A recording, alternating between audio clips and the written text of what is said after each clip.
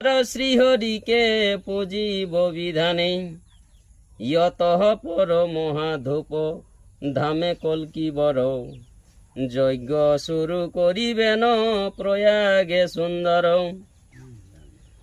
আরি সুবিশাল যজ্ঞ সেয় হইবে নিশ্চয়।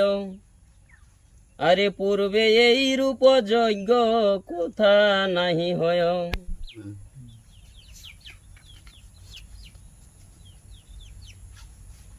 আরে সেই যজ্ঞে কৃপ বৈশিষ্ট্য ইয়কৃত বর্ণন। ব্যাসে মন্দ পাল রাম আদি মুনিগণ। আরি বেদজ্ঞ ব্রাহ্মণ গণ হইবে পুরোহিত।